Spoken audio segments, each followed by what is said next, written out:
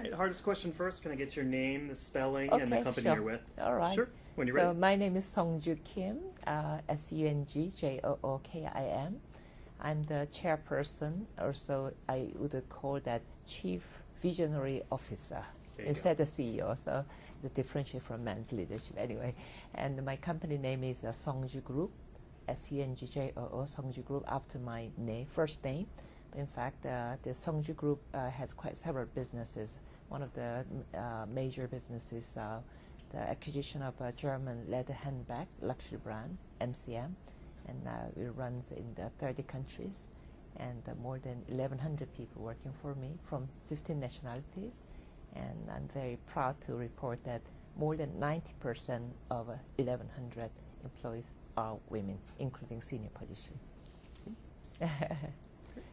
And you'll just be looking at Elena And also during one more this. thing, maybe, Yeah. if I Sure. may add one more thing is, even though my company started from scratch, because I come from kind of affluent family background, only reason I couldn't inherit my father's business is just because I was woman, I was daughter. So it means my brothers all inherit multi-billion-dollar empire, and meanwhile girls expected to marry into another big family to carry on family legacy through the arranged marriage. When I refused, and I kicked out. So I was completely alone, left alone, and means has no money at hand. That's how I started my own business from scratch. That's another thing I'm very proud. So now my business runs more than $500 million business this year.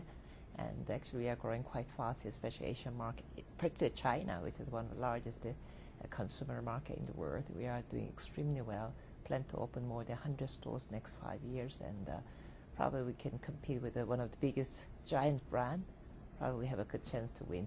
But most important is done by women's power. Hey. That's great. Absolutely useless. So that actually you kind of replied already to this, but would you tell me why is gender equality and women's empowerment a top priority for your business? Well, I mean, because as I mentioned about my background coming from very discriminative kind of background. Why? Because Korea and Asia in general heavily influenced by Confucius tradition. Confucianism by tradition really segregate men and women in very early stage and regard women as a secondary citizenship. So since I come from such a heavy discrimination from household, and therefore I really stand up to promote and also help women and also empower women with the economic skills. I think that's the best way to enhance their position in the society.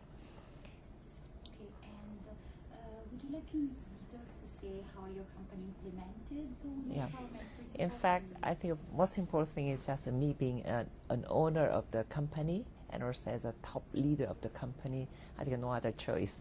Because first of all, it was rather funny. At the beginning of my company 20 years ago, not many skilled men want to come work for me. They said, if we are paid similarly or the same equal payment, why should I work under women? I prefer working under men. I said, why do you have to work under me? Why don't you work next to me? I already regard all my employees, regardless their position, as equal, including men and women. Therefore, because they didn't want to come work for me, men, therefore I had to choose women without any choice to grow them from the, really from very beginning stage and train them to promote as a top management. That's what I did.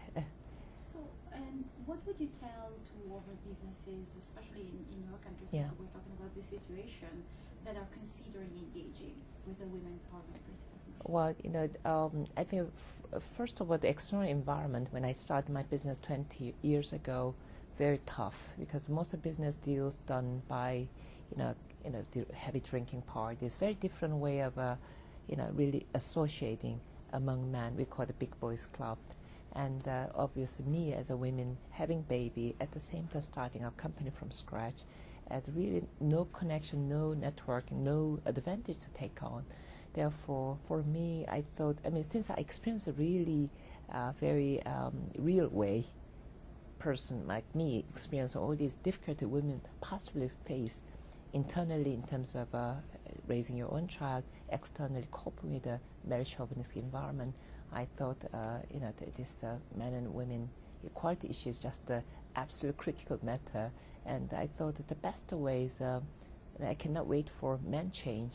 I just raise women to be recognized in that very capital position. That's what I did.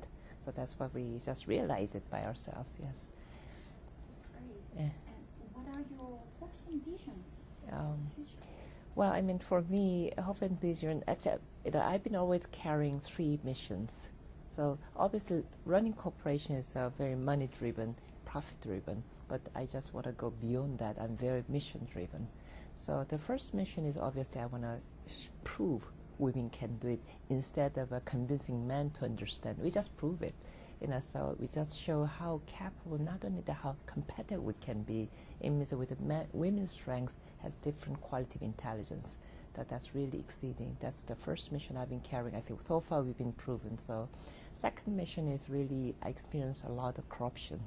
When you see all these fast emerging economies, often associated with the corruption and the bribing, kickbacks.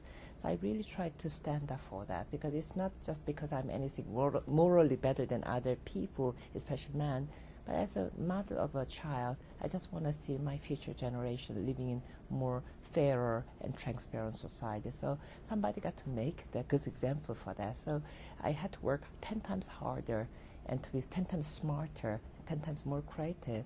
In fact, what I did was I was one of the early adapter of IT system, information technology in my own industry. So we could be faster and more accurate and ahead of the game than many others. Men who are associated with a lot of drinking parties, but we are already ahead of the game. And third mission I've been carrying is as a small, medium company owner like me, without having much monetary resources and human resources, whether we can compete with the global giants in the global market, which it seems almost mission impossible.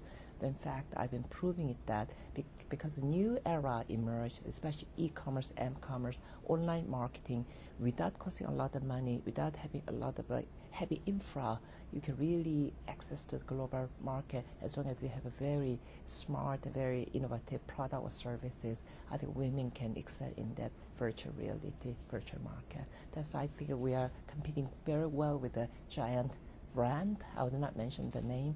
Actually, we became already the second largest luxury in Korean market. In China alone, we are opening about 100 stores, and the growth rate last year was 260%. It means we are really excelling like that. I think with that speed of the development, probably we can win over one of the biggest global giant brand in near future. Very exciting. Yes. Is it your first time at this event? That's right. In fact, it was nice surprising because I was briefly engaged in the presidential campaign in Korea as a co-chair to endorse the first women president candidate. We won. So just 2 weeks ago, President Park was sworn in as the first women president in Korean history. It was a true victorious moment for Korea, even for Asian women. And even though I don't personally like politics much, I just felt that this is time, at least women, and compose half the population, deserve the first women president. I think this is going to make a very much catalyst kind of point, cultural shift and paradigm shift. In a sense, the very male way to dominate the leading the politics and whole society, but women's leadership will make a much difference in a sense that, you know, it's Korea, divided South and North Korea. We have a lot of issues to discuss about the peace initiative and more reconciliation. I think women's leadership can really be excellent doing so. But in fact, out of surprise when WEP, the Women Economic Empowerment Principle, invite me to be a keynote speaker this time, I thought it was very timely manner, so I can report to all my lady colleagues that what I've done, not only in business but also in political level. And what do you think about this event? I mean, this is really amazing. As you know, Secretary General Ban Ki-moon, actually a friend of mine, and he's a Korean man, but you know, he just initiated such an important UN women, I mean, really initiated. This is just remarkable. So, you know, when I was talking with the George Kell, sorry, the name, and because he said German pronunciation, Georg Kell, right? And we had an excellent meeting this morning, And we are taking on joint initiative. You know what we are trying to do? Since Korea is 14th largest economy in the world now, but women's position, and actually the research paper, gender gap report done by World Economic Forum shows that we are 108 out of 135 lowest. This is embarrassing beyond your imagination. So out of this new initiative, WP, maybe WP can use Korea as a benchmark case. During this first women presidency, WP can jointly working on also endorse and also maybe catalyze, in a sense, how much we can push up from 108 position to be top 30 during this 5 years, 10 year of first women president. I think this would be extremely interesting case study working on together. Sure. Yeah. Well, I think we have Yeah. everything. Thank Yeah. you very much. It was very inspiring. Thank you so much. Thank you. Okay, I thanks. wish we had more